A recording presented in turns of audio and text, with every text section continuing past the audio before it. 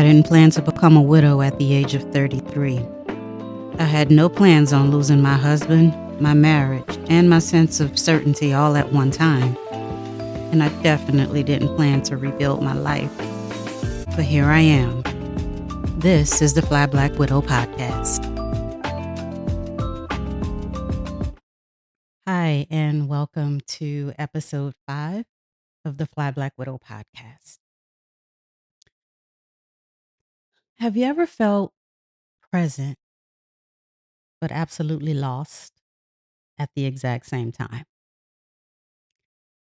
That was pretty much how I was feeling once the move to Atlanta was made. So if you've been following the podcast during the last episode, I talked about how we were wrapping things up after living that first year of marriage in Tampa. And Tampa is where my husband was born and raised. And once we were married, I made the decision to move myself and my daughter from New Orleans to Tampa for a fresh start, a new start. And I absolutely loved it there. I talked about how much I love the water and going to the beach on Sundays after church, and the job that I had, the one that I really didn't want, but excelled in and actually enjoyed as a teacher at an alternative school of all things in Tampa. And he was doing extremely well at a very prominent private school that was attached to the church that we were attending. Um, and because of his affiliation with the school and with the church, I connected with Aunt Pearlie, who I was initially calling Aunt Pearlie, but again found out right before we left that that was actually my husband's long lost aunt, his dad's sister, and they had been looking for each other. However, they had been working together for 5 years, and we didn't find out that they were who they were looking for until right before we left to move to Atlanta. Um, I still talk to my Aunt Pearlie as much as I possibly can, but it was so for me, and I know for him for sure, but for me too, it was kind of not even kind of, it was heartbreaking to leave knowing that we had just like a- as much as we had known her, we had literally like just found her to be a part of our family. And as much as he had been looking for his dad's side all that time and to find out the way that he found out that he had been working with her all that time and we were getting ready to leave, um, yeah, it tore on my heartstrings quite a bit, but again, I still remain in contact with her even though he's not here. She's still my heart. Love her forever, love the family forever, but now let me get into this move to Atlanta. So let me just say that moving here was not my choice. It was not a conversation. It was not anything that could be negotiated. It was we're moving to Atlanta. And here's how it went down. One of his mentors, who I absolutely love, he's my 2 kids' godfather. He's a godfather to them now. Um, he lived in Tampa, was an entrepreneur in Tampa, and moved to Atlanta. He had this huge cigar business, right? Um, so he moved from Tampa to Atlanta, and he invited us to come out to Atlanta the Christmas of the year 2000 to come and hang out with him, his wife, and his son. And we were like, "Yeah, we're coming. We're gonna spend our first Christmas together in Atlanta." Sounds like a fun thing to do, right? I had never been to Atlanta before. My husband told me he had never been to Atlanta before. This would have been my daughter's first time in Atlanta. So it's like, yeah, let's go. So we packed up the car and we drove from Tampa to Atlanta a couple of days before Christmas. and Mr. Rob Hunter set us out. He had a beautiful home in Stone Mountain. He made sure we were super comfortable while we were there. We went out to eat. We went out to just hang out in the city. He showed us around, and I kid you not, since this was my first time here, my eyes were like, "Wow, big city, big city living out here. The traffic is ridiculous." Um, but it's such a huge city. The skyline downtown, I'd never seen a skyline like that. Nothing compared to Chicago, of course, but, just kinda riding through the city, it was something that I had never seen, nothing that he had ever seen. So we were just kinda amazed with the city, and I do remember we went to Lenox Mall on Christmas Eve. He took us to Lenox, and I saw Keith Sweat running through the mall, I guess, for a last minute gift, and I was like, "Oh my god, Keith Sweat, this is crazy." Like, you're just gonna run into these celebrities out in Atlanta, what a place to be type thing. And we just had such an amazing time while we were here. We were also able to go and see his best friend who lived in Atlanta and hung out with him for a little while. He was just telling us what life had been for him at that time. Again, it's year 2000, so kind of fresh out of college and moving to a big city. So he's talking to us about all that. We had an amazing time, and, Rob made sure that my daughter was gonna still feel the Christmas spirit because we weren't home, so he had all kinds of gifts for her, at the house. It was just an amazing time, and, we rode back home actually on Christmas Day. We were like, "We've been here for a couple of days, but, we would like to, just hang out at home in Tampa." So we drove home on Christmas and we were able to spend at the actual Christmas day as a family, our first Christmas together in Tampa. Something I guess was swirling in this man's head after we got home because a couple of months went by and there was no conversation about moving to Atlanta. There was no let's sit across the table and weigh the pros and cons about living in Tampa and possibly moving to Atlanta. It was I got an interview with the Atlanta Public Schools. So I'm gonna need you to drop me off at the airport. Malcolm is gonna pick me up, and I'm gonna interview for this position at one of the elementary schools in Atlanta. And I'm like, where did that come from? We're not even done with what we're doing here. School year is not even over yet. Where did all of this come from? We didn't talk about it. We didn't have a conversation about it. It's just that's what you're gonna do.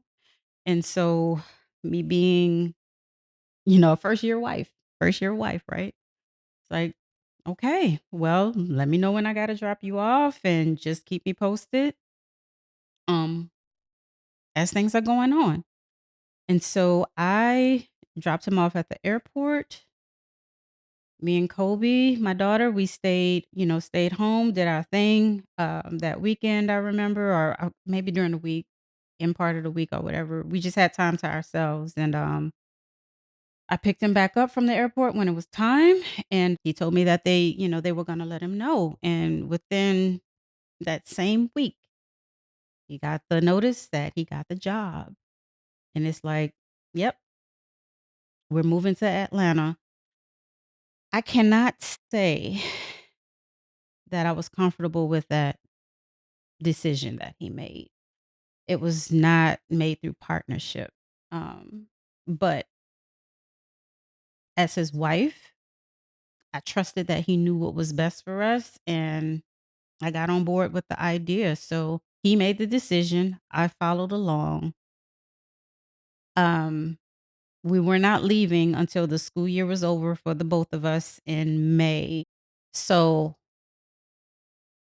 the announcement had to be made that he was leaving his post at his school because it was also attached because the school was also attached to our church. The announcement had to be made, because where he worked and how he worked as the esteemed teacher or one of the esteemed teachers at his school, um, parents were very adamant about having their kids in his classroom. So, um, there was an announcement made at church. So we were asked to stand. Um, like in the middle of the congregation. And the announcement was made that Mr. and Mrs. Coleman were leaving Tampa to move to Atlanta. And if you could have heard the gasps that happened, it was like the end of the world was near because this man was leaving the school. I saw students whose smiles turned into frowns. I saw parents who were like, I saw some folks like, I'm looking around, kid you not, I'm looking around and I'm like, What the hell is going on?" Like, I understand it, but it's like, wow. It was more of a wow than anything else. Like the impact, that he made is gonna be felt while he's gone. Now at the school where I was, um, didn't make a difference for me. Really didn't make a difference. I enjoyed the school, I really did. I enjoyed some of the people that I worked with. I actually, again, had great relationships with those students that were there, but it didn't matter to me whether I was coming or going. I was gonna make it do what it did, but just the impact that this man had at this school was, I'd never seen anything like it before. The one person that I did look at and just kinda studied, you guessed it, Aunt Pearlie. We just found her, and now we're about to go. And it really messed me up. It really tore me apart because this lady had, in that short year that I was there, had just become so good to me and so loving to me and so loving to him and so loving to a daughter. And I was gonna miss her a lot. I was gonna miss her a lot. I was gonna miss that shepherd's pie that she would come over and cook for us, and have missing having her over because she always liked my gumbo. So, missing having her over after church to have gumbo. I knew I was gonna miss a lot of those folks I had connections created with. It was such a community that was there, and it was the first time that I actually felt like I was totally being embraced, not just because I was his wife, but people actually took the time out to know me and to clearly understand me and to be a support to my daughter. It was a beautiful place to be. And so me leaving there, us leaving there, it's not something that I actually wanted. We packed up though and we moved to Atlanta. We put our house up for rent and we moved to Atlanta June 2001. And that, my friends, is when my marriage really started being tested. It wasn't immediate, um, but I could see where things just kind of were going left at times. We had some beautiful times here, but I could also tell that it was going to cause us some issues. And here's why. I had a running joke with him because when we got here, we moved to Stone Mountain. We got a nice little apartment in Stone Mountain. And as we would go out and start learning more about the city, so that we can know, where we are and where things were on our own, um, this man knew everybody. He either saw somebody he knew or somebody recognized him. My running joke with him was, when y'all graduated from FAM and got your diploma, they must have included a one-way ticket to Atlanta. This place was full of FAMU graduates from the time that he went there. Yes, it is now, but for me, it's like every turn that we went, every place that we went, every time we turned our head, there was someone that recognized him as either, a striker, because he told me he was a striker at one time, him being a Kappa, um, flag football, different sports that he played. He was just pretty well known. And a lot of times being well known can get you in a lot of trouble if you don't know how to handle it. So, there were moments once we got here and we got settled that, sometimes if my daughter was away, because sometimes she would spend summers in New Orleans while we were here. He would be gone quite a bit. He was out with his friends. Some of his line brothers lived here. It just didn't matter. He was definitely exploring the city of Atlanta. I was more of a homebody. I like being at home with my daughter, and spending time with my daughter. Um, I wasn't a clubber because I had done all that before. I was interested in being a wife more than anything else. But this was such unfamiliar territory. I knew absolutely no one here. I knew no one here. I found out later that one of my girlfriends from high school lived not too far. But by the time I found that out, she was getting ready to move. She was about to get married and she was getting ready to move. And we saw each other maybe once or twice. um, she even saw him out a couple of times, made sure he was, doing what he was supposed to while they were out, but I had absolutely nobody here. It was just me and my daughter, and I was so focused on being that man's wife. And it was a lot of lonely times, that I had, but also trying to look on the brighter side of things living in Atlanta. This is a media mecca. You had the CNN Center, you had the Atlanta Journal-Constitution, you had Cartoon Network, you have all these different places, Cox Media, and I'm like, "Ooh, okay, well, I can kinda focus now on getting out of the education arena and actually putting my degree to work." It just didn't work out that way. I mean, I was filling out application after application after application because my goal was not to go back into anyone's classroom. I was willing to take ground floor jobs so that I could work myself up. And I remember going to the AJC and actually going into the building and filling out an application. um, and it was just for like a junior writer, and I'm like, I can start there. Let me start there. I can start there.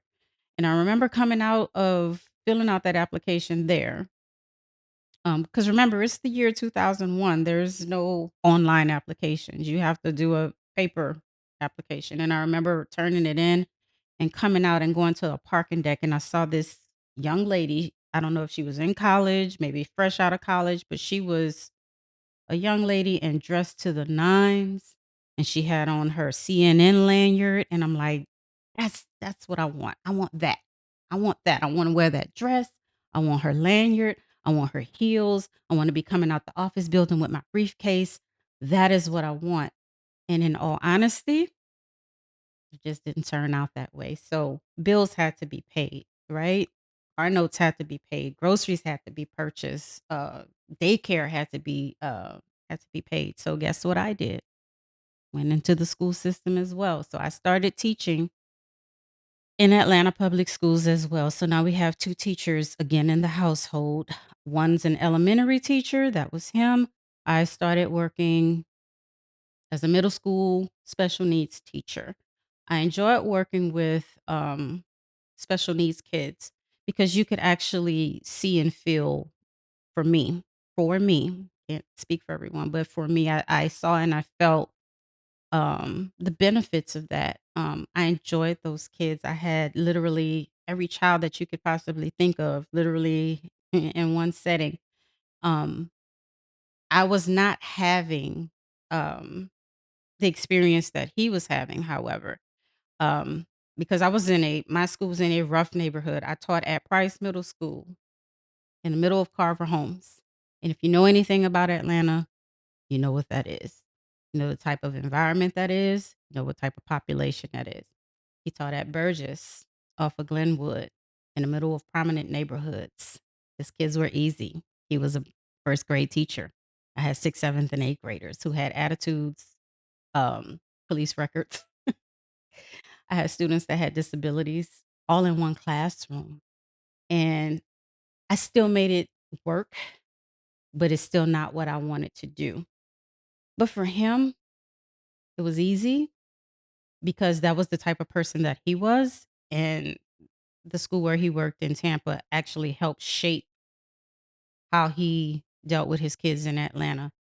So much so that it really paid off for him big time. His first year, he got nominated for Teacher of the Year at his school. However, when he told me about it, he said it was a nomination, but he was also advised that that wouldn't look right because it was his first year teaching at this particular, at Burgess. So he let it pass on by, right? However, didn't happen that way his second year. He got nominated again because this man was a dynamic, when I tell you, a dynamic teacher. So he got nominated and actually won Teacher of the Year at his school.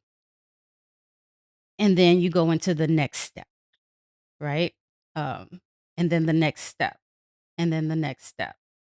And then that final step is being nominated as system wide elementary teacher of the year.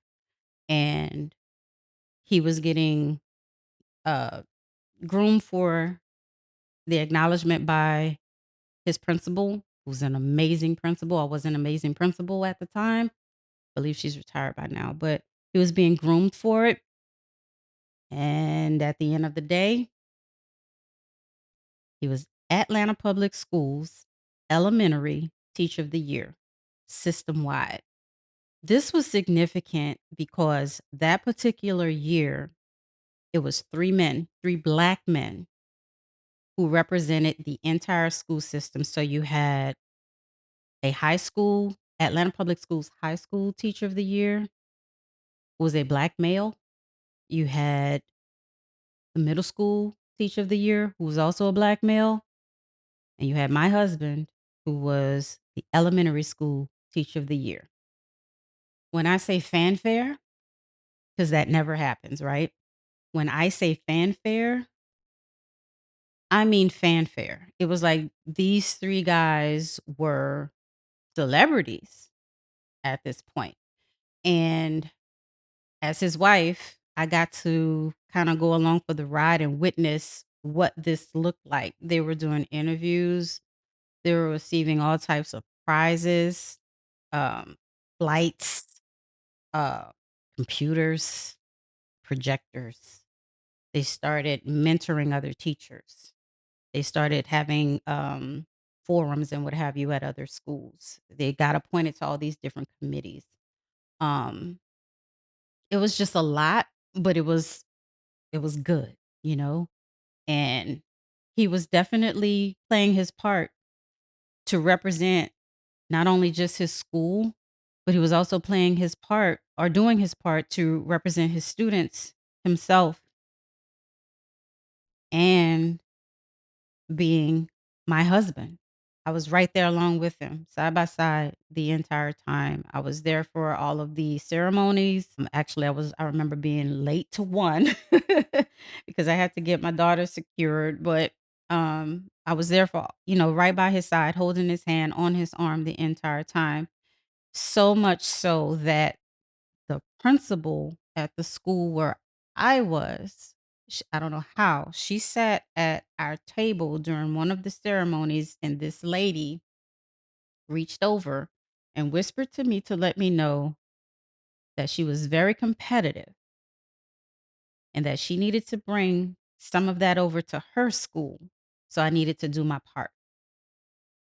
And that's when I knew that that is the place that I did not want to be because it was very that was uncomfortable for me. I was not trying to follow in my husband's footsteps. I was not trying to be a poster child for her school because she saw all of the notoriety that was coming along with it. It was just uncomfortable, so much so that I decided to leave the school that year because I didn't want to have all that pressure on me. My cohorts that I worked with in the special ed department actually nominated me for Teacher of the Year that same year. And I told them, absolutely not. Um, don't throw my name in the hat because I don't want it. Um, because again, you have to think about it. This was not my road to travel. This is not what I wanted to do. I was doing what I needed to do to make my ends meet or make our ends meet as the family. Mind you, I put my all into the job, but it was stressful for me a lot of times. I just didn't want to do it. It's not what I set out to do. And it was just uncomfortable. And I think that that's when I completely started to get uncomfortable with things because I just felt like I'm this man's wife, I'm this baby's mom, but I'm not feeling completely fulfilled. So I have to do what I need to do so that I can. And I tried to talk to him about that quite a bit. He understood, but at the same time, again, young couple, bills got to get paid. Let's do what we got to do to make sure these bills are paid. But I made sure that I was his number one supporter, whatever he needed while he was on this venture. And that, I would continue to do what I needed to do so that I could get to where I needed to get. Outside of the employment piece, I cannot say that I actually liked it here because again, this was a we are going situation. This wasn't it was like non-negotiable type thing. And I should have spoken up. I should have spoken up in hindsight. Would it have made a difference? I don't know. Who knows? Maybe we could have moved somewhere different, but it was just such a big culture shock coming from New Orleans to Tampa to Atlanta. I like the peace of being in Florida, and here everything just felt so rushed, so chaotic, pretentious. Um, with some of the people that I had been meeting, especially, at work, some of the friends that he had. And I know that, you know, s- I can be standoffish at times because I like to feel the room. And I really try to take in people's energy so that I can understand how to deal with people. I've always been like that. I'm either gonna be quite talkative or I'm not gonna say anything at all, and I did not always feel comfortable, um, here, just in the city.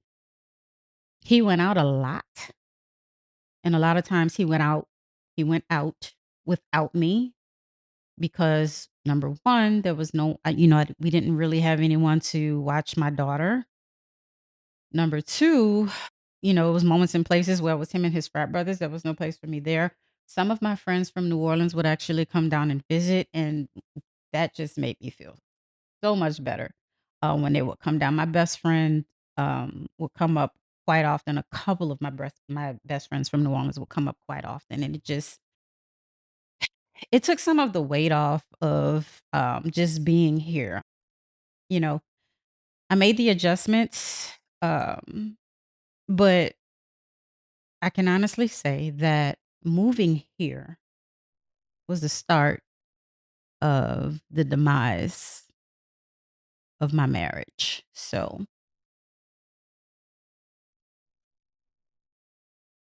yeah, and that's the unfortunate part. Being in Atlanta and moving to Atlanta is what dealt his fate years later. So that is what we're going to talk about next episode. And I'll really start diving into things I was feeling, things I should have spoken up about more, about being here, um, what marriage should have been outside of what it actually looked like, and how I have been dealing with it since then, how I have been protecting his name since then, the conversations I have had with my kids since then, and the road the road that I am now traveling and have been traveling since 2008 towards healing. It's a long one, but I'm on it. But I'm on it and doing better by it now. The work is in place now, but moving to Atlanta was part of the demise of my marriage. So, um, I would love to know what you guys are thinking about the podcast. This has been hard for me to put out. I am literally doing this off the top of my head. Um, I try to plan, but a lot of the things that I start talking about are not planned. It just, it comes up. So I want to be as raw as I possibly can. But I am hoping the outcome that I am hoping for this is whether you're a man or a woman, doesn't matter who you are within your relationship. Even if this podcast reaches one person, even if this form of storytelling reaches one person, make sure that you are communicating with your spouse or your significant other. Make sure you are being truthful with your spouse or your significant other because there are ramifications and there's a universe that returns energy. So just be mindful of that. And here's what I will leave you with. If you are getting involved with someone or you are involved with someone and you are not fully prepared to be with that person, leave them alone. Don't let it get to a point where it's like they should have left me alone. Be a man and be a woman and be a man enough and be woman enough to leave people alone when you are not ready. And I'll leave you with that. Thanks for joining. We have one more episode before the season 1 is over, and we'll start season 2 with having a few guests on. We have quite a few folks that are lined up, so it won't just be me talking, but folks that'll help define what this journey that I'm on actually looks like, with hopes that it'll help those that are listening. So I appreciate you all for tuning in. And don't forget, there is a companion to the podcast on Spotify. It is a music playlist that I have created um that literally it's all the feel goods that I had um while my husband and I were dating and throughout our marriage, the first part of our marriage. So there will be a companion to the next season, but make sure you tune into that first companion playlist on Spotify. So thanks for joining, and we'll talk during the next episode.